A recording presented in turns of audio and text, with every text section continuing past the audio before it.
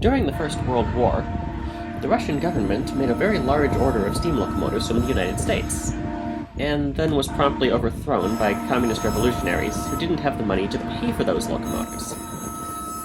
Unfortunately for the Baldwin Locomotive Works, they'd already built 200 of the locomotives. Even worse, these locomotives were designed for Russian broad-gauge track, in which the rails are 5 feet apart, instead of the standard 4 feet 8.5 inches found in North America. Eager to minimize their losses, they quickly modified the locomotives to standard American gauge, and sold them to the United States Railroad Administration, which was created to nationalize the railroads during the war. The USRA, in turn, leased number 1630 here to the Pennsylvania Railroad for a couple of years, after which it was sold to the St. Louis and San Francisco Railroad, better known as the Frisco.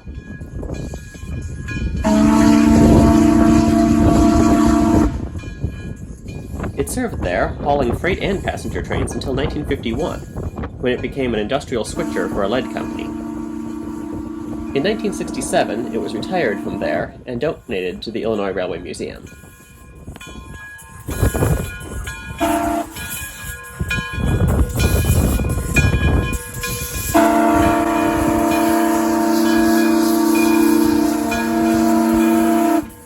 This locomotive has a 2-10-0 wheel arrangement, often called a decapod.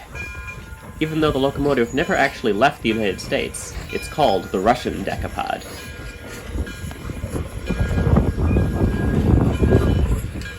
Its consist today includes a couple of railway post office cars, built in 1914 and 1925,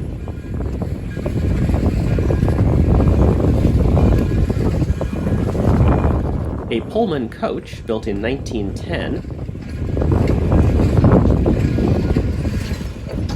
a Pullman buffet lounge, built in 1924, painted for the New York Central Railroad, though it was later owned by the Elgin, Joliet, and Eastern, near Chicago, another Pullman coach,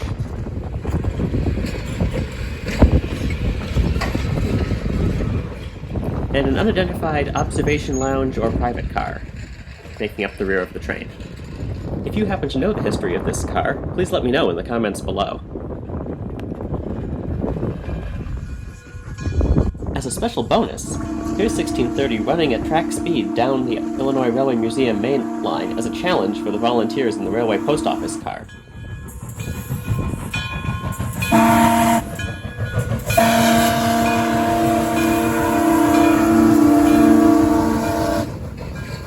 They're trying to use the post office car's equipment to catch a mailbag hung on a post near the station platform.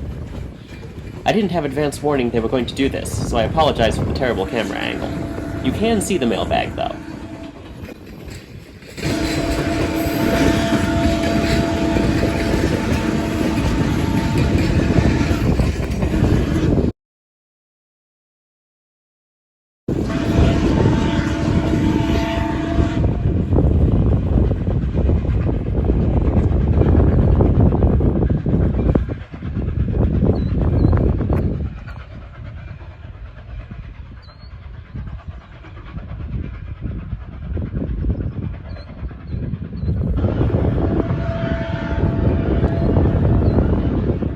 I hope you enjoyed this video.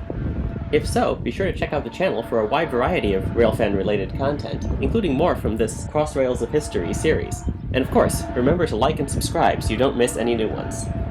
Thanks for watching!